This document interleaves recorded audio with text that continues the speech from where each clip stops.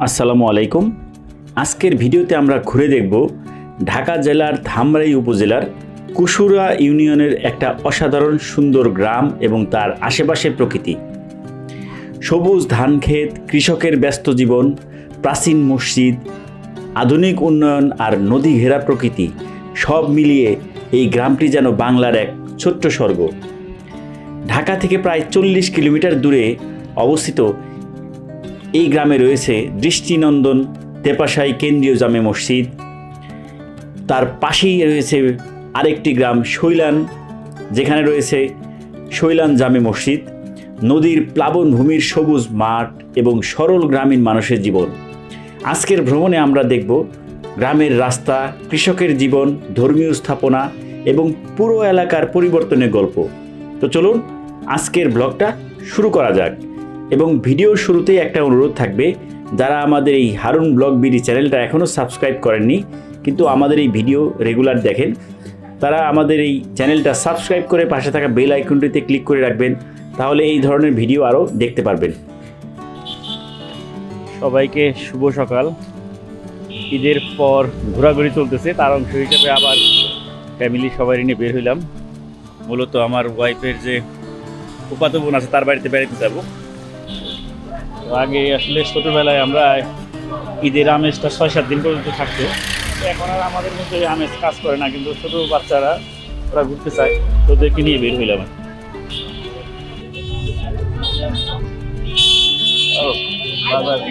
হাত ধরে রাখো।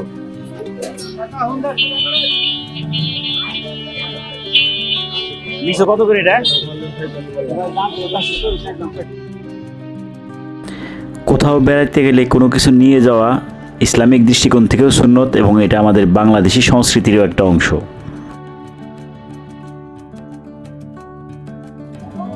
ও চাচা, মেয়ে কাউন্সিল যাবো নাকি? ওঠো। কয় টাকা করে? 10 টাকা করে না? তাহলে ওঠো। ঢাকা আরিচা মহাসড়ক ধরে এগিয়ে যাওয়ার সময় রাস্তার দুই পাশে চোখে পড়ে বিস্তীর্ণ সবুজ ধানক্ষেত। কোথাও কৃষক ব্যস্ত ধান কাটায়, আবার কোথাও আবার জমিতে চাষ করতেছে। এই দৃশ্যগুলোই বলে দেয় এটাই বাংলার আসল গ্রামীণ জীবন।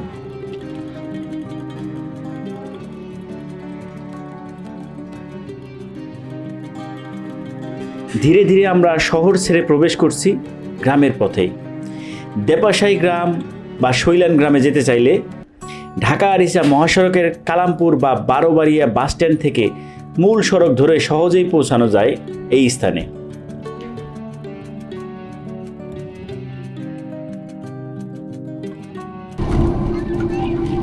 আজকে বেরিয়েছি তো মূলত মানে আত্মীয় স্বজনের সাথে দেখা করতেছি। এদের মধ্যে আত্মীয় স্বজনের সাথে দেখা না করলে তো আসলে সম্পর্ক থাকে না, তাই না? তো এই সুযোগ পাইলে ওদিকে যাইতে পারি বিকালের দিকে। এই এলাকার নাম কি যে আমরা যে এলাকা যাইতেছি? হ্যাঁ, কাশীপুর। কাশীপুর না? তাহলে কাউন্সিল বলে দিলে ওই কাউন্সিলের সামনে মানে কাউন্সিলটারের মানে কোন ইউনিয়ন কাউন্সিল, ওই এলাকার নাম কি দিলে?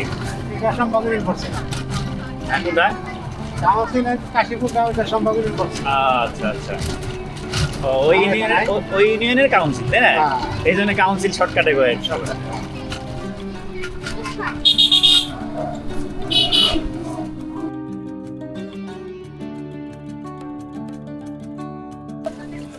কাউন্সিল থেকে সোজা মনে হয় গেল ধামরাই, আর ডাইন দিকে গেল মনে হয় না জয়পুরা, তাই না? আর বামে হইতেছে চাপিল, শৈলান, বিভিন্ন রকম গ্রাম আছে। দেবসাই, হ্যাঁ, এই হলো ইউনিয়ন কাউন্সিল। আচ্ছা আচ্ছা, ওই যে সোমভাগ ইউনিয়ন কাউন্সিল না, দেখতেছি নাম সোমভাগ ইউনিয়ন পরিষদ।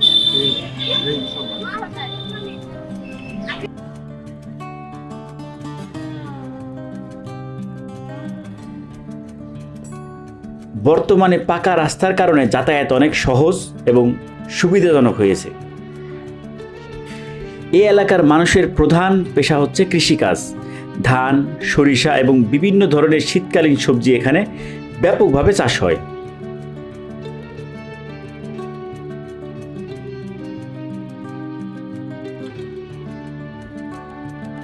কৃষকের ঘাম আর পরিশ্রম এই অঞ্চলে সারা বছরই সবুজে ভরপুর থাকে। এখন এই এলাকায় আরেকটা পরিবর্তন খুব স্পষ্টভাবে দেখা যায়, কারণ অনেক প্রবাসী পরিবারের কারণে গ্রামে নতুন নতুন পাকা বাড়ি তৈরি হচ্ছে, অবকাঠামো উন্নত হচ্ছে এবং পুরো এলাকায় এক ধরনের আধুনিকতার ছোঁয়া লাগতেছে। এই এলাকাগুলোতে ভ্রমণ করলেই চোখে পড়বে প্রথমেই দেপাশাই কেন্দ্রীয় জামে মসজিদ। প্রায় ৬৫ বছরের পুরনো এই মসজিদটি শুরুতে ছিল একটা ছোট ৩ গম্বুজ বিশিষ্ট স্থাপনা। পরবর্তীতে মুসল্লিদের সংখ্যা বাড়ায় এটি বড় পরিসরে সংস্কার ও সম্প্রসারণ করা হয়। পাশেই রয়েছে একটা চমৎকার মাদ্রাসা, যা এই এলাকার ধর্মীয় শিক্ষার কেন্দ্র হিসেবে কাজ করে। তো এই দেপাশাই গ্রামের পাশেই কিন্তু আরও একটা গ্রাম আছে, যেটার নাম হচ্ছে শৈলান, এবং এই শৈলান গ্রাম নিয়ে কিন্তু আমাদের বাংলাদেশের জনপ্রিয় বিখ্যাত ম্যাগাজিন ইত্যাদিতে প্রোগ্রাম হয়েছিল। তো আমাদেরও খুব ইচ্ছা ছিল যে শৈলান গ্রামে একটা বিশাল জামে মসজিদ আছে, যেটা দেখব।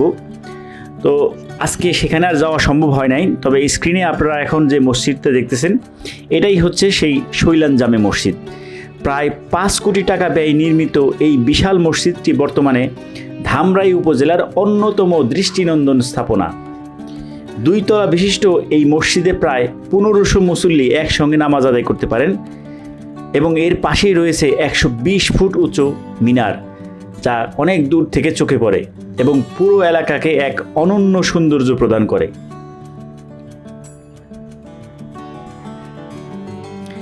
দেপাশাই গ্রামে প্রবেশ করার মুখেই কিন্তু চমৎকার একটা ব্রিজ দেখবেন, এবং এই ব্রিজের ওঠার আগেই বাম দিক দিয়ে যে রাস্তাটা চলে গেছে, এই রাস্তা ধরেই মূলত শৈলান গ্রামে যেতে হয়। আর যদি আমরা এই ব্রিজটা পার হই, তাহলে দেখবেন ব্রিজের ওপাশে বিকেল হলেই এখানে মেলার মতো বসে, এবং এই যে নদীটা দেখতে পাচ্ছেন এবং এই ব্রিজটা যে নদীর উপরে, সেটা হচ্ছে বংশী নদী। চারপাশে বিস্তীর্ণ সবুজ মাঠ, কৃষি জমি এবং গাছপালায় ভরা এই এলাকা যেন প্রকৃতির এক শান্তির জায়গা। কবরস্থানটা কত সুন্দর করে রাস্তা দিয়ে দিচ্ছে মাঝখান দিয়ে। আসসালামু আলাইকুম। আমি কবরস্থানে পাশে গেলে অবশ্যই এটা সালাম দিয়ে দোয়া করার চেষ্টা করি যে আল্লাহ তুমি এই কবরবাসীদের সাথে আমাদেরকেও মাফ করে দিও, তাই না? এটা তো খুব অসহায়, যারা কবরে চলে গেছে, সবারই যেতে হবে। এই চাপিল মান্দার চাপ কবরস্থান, প্রত্যেক কবরস্থানে একটা জায়গা উঁচা থাকে, যেমন তো বর্ষাকালে কবর দেওয়ার জন্য করা হয়।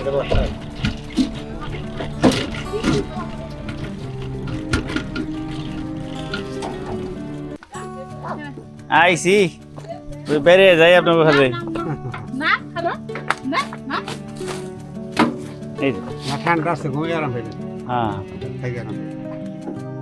এটা কি চৌতির গেদা না? নাম জানি কি রাখছে? ফারাবি না? মাশাআল্লাহ। ফারাবির জন্মের সময় দেখছি, কোলে নিছি, আর এই যে এখন দেখতেছি চমৎকার জবা ফুল। আসলে বাড়িতে মানুষজন না থাকলে বাড়িতে অনেক সময় হাল থাকে না। এই যে এই ঘরটাতে এখন এক সময় কত লোকজন থাকতো, এখন কিন্তু একদম খালি পড়ে রয়েছে।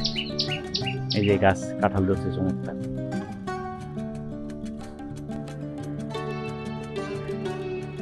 অনেক দিন পর এই বাড়িতে বেড়াতে এসে দেখি সে বাচ্চা নিয়েই এলাহি কাণ্ড। সে দেখা গেছে চিতই পিঠা বানাইছে, পোলাও রান্না করছে, গোস্ত রান্না করছে, নানান ধরনের বিষয়।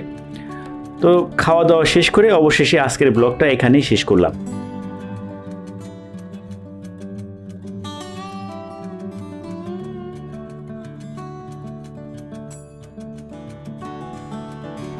সবশেষে বলা যায়, ধামরাইয়ের এই গ্রামীণ এলাকাগুলো নিঃসন্দেহে অসাধারণ। এটি প্রকৃতি, কৃষি, ঐতিহ্য এবং উন্নয়নের এক সুন্দর মিশ্রণ। আশা করি আজকের ভ্রমণ আপনাদের কাছে ভালো লেগেছে। ভিডিওটা ভালো লাগলে লাইক, কমেন্ট এবং শেয়ার করবেন। আর এমন আরও গ্রামীণ সৌন্দর্য দেখতে চাইলে আমাদের চ্যানেলটি সাবস্ক্রাইব করতে ভুলবেন না। ধন্যবাদ সবাইকে।